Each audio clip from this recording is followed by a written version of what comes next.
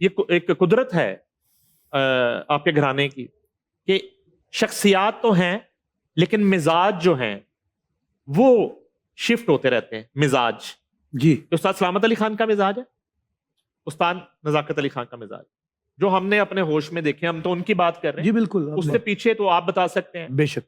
اچھا, جس طرح ایک جھلک مزاج کی بات کر رہا ہوں, گفتار کی بات کر رہا ہوں, کردار کی بات کر رہا ہوں, وہ تو وہ آپ میں خان صاحب کی جیسے دکھائی دیتی ہے. پھر فیضان میں ایک جھلک آتی ہے, اسی طرح آگے کنورٹ کر دیں تو نادر خان میں شرافت علی خان کی جھلک بالکل مزاج میں. یہ ہوتا ایم اے رائٹ؟ بالکل آپ ٹھیک کہہ رہے ہیں, یہ ہوتا ہے. M A right sir? یہ مزاج بھی اللہ کی دین ہے, جیسے گانا ہے نا, مزاج بھی بہت کم لوگوں کو ملتا ہے. بہت اچھی آبزرویشن آپ نے کی ہے, یہ صحیح ہے. یہ وقت کے ساتھ ایسا ہوتا ہے, آپ ایکٹ نہیں کرتے.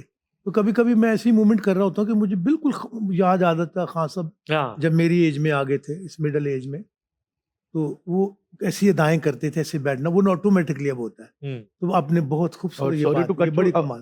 ہاں سب کا اگر آپ 20 سال پہلے کا گانا سنیں گے تو وہ ٹوٹلی ڈفرینٹ تھا. اگر اب کا ہم سنتے ہیں 20 سال سے جو گانا خان صاحب گا رہے ہیں, تو ایسے آنکھ بند کریں تو لگتا ہے کہ استاد سلامت علی خان صاحب گائکی میں بھی گا رہے ہیں. اللہ کا کرم, اللہ کی ایسی دین ہے اور کرم نوازی ہے, ان کی محبت ہے. تو آپ نے یہ بڑی خوبصورت بات آبزرویشن بھی کی, ایسے کمال. سوال کوئی کرتا نہیں, آپ ہی کر سکتے ہیں. کیسا لگتا ہے خان صاحب, ذرا یہ تو بتائیں. آج جو ہے نا وہ سوشل میڈیا کا دور ہے. جی ہم نے تو ایسے دور میں بھی آپ کے ساتھ فائٹ کی ہے کلاسیکل میوزک کے لیے, جب صرف اخبار تھا.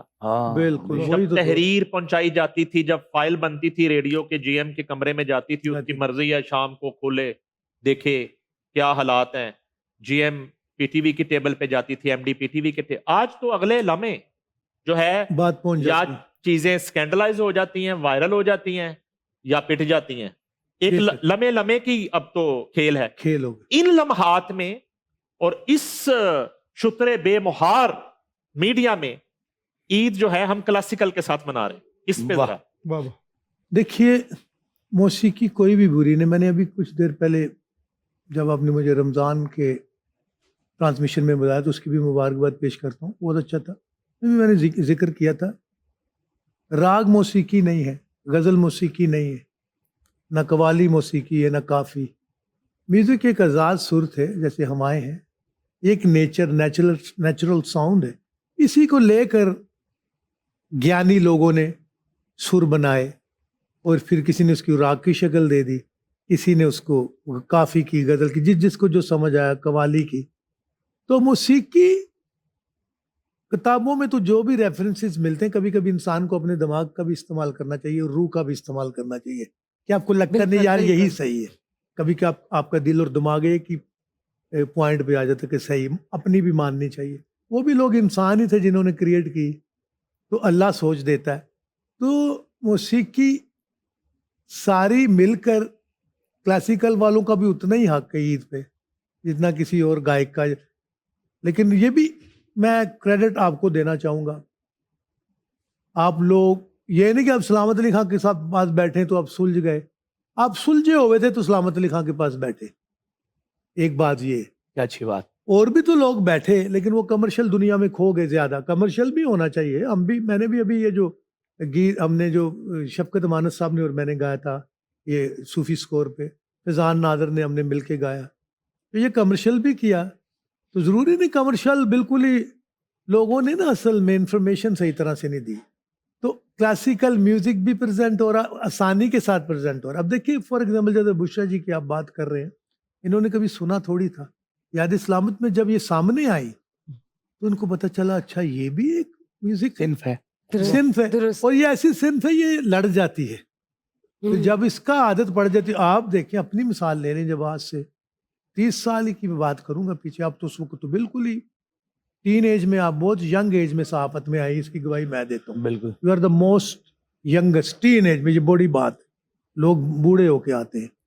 تو اسی وقت اچھی صحافت کر رہے تھے سلامت علی خان صاحب کے انٹرویو.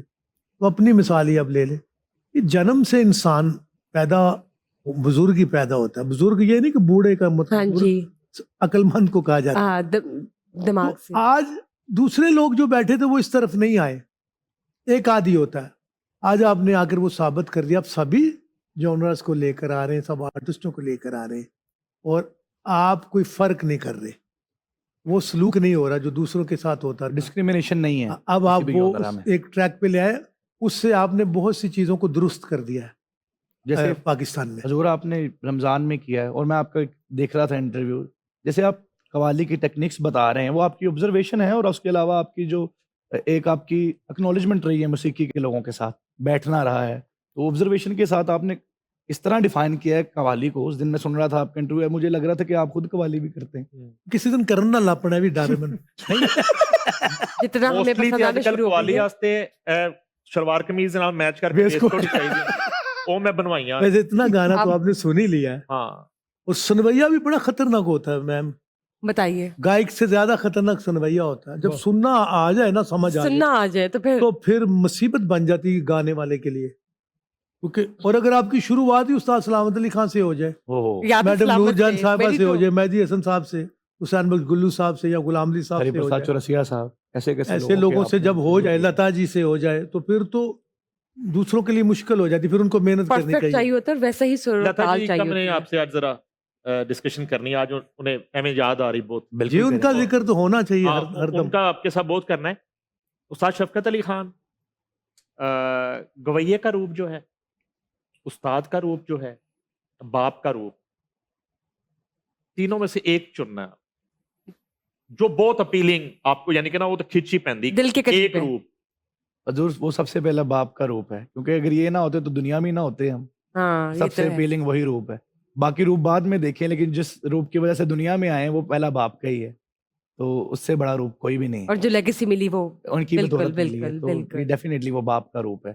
اور انہوں نے ہمیشہ ہر کردار میں ہی سر فہرست میں ہیں ہاں صاحب, لیکن باپ کا رول جو ہے وہ تو بہت ہی ایمانداری کے ساتھ نبھایا ہے. اور جو بھی رشتہ ہے, نہ صرف باپ, استاد کا بھی, اور دوسرے جو رشتے بھی ہیں, اخلاق کے جو بھی رشتے ہیں, میرے خیال میں فادر کر کے بات نہیں کر رہا, میں نے ایسا حقوق البات کو دیکھنے والا انسان, پورا کرنے والا انسان دنیا میں کم دیکھا ہے. تو خان صاحب کا جو دنیا کے اوپر حقوق البات کا ایک حصہ ہے وہ ہمیشہ بلندی رہا ہے, تو مطمئن. ہمارے لیے باپ کی نظر میں بہت بڑے ہیں خان وہ صاحب. تو ہم دیکھ رہے ہیں, فیصل بالکل. آباد تک حقوق نبھائے جا رہے ہیں. یہ دیکھ رہے ہیں آپ, اس فیصل بات کی آباد- تائید کر رہے ہیں. بالکل. فیصل آباد کئی اور چھوٹے آپ- چھوٹے پرندے, اور حضور آپ تو اب سے نہیں دیکھ رہے, آپ تو کب سے دیکھ رہے ہیں, آپ تو کتنے 3 دہائیوں سے دیکھ رہے ہیں. فیصلہ آباد کی نادر کیا خان جی, سٹوری ہے؟ کبھی کوئی چرانے کی کوشش کی آپ نے, مثلاً بھاگنے کی, کہ یار اے تے سارے کر رہے ہیں کام, میں کچھ کسی اور لائن میں چلے جاؤ. کبھی نہیں سر, میں نے بھاگنے کی کوشش نہیں کی,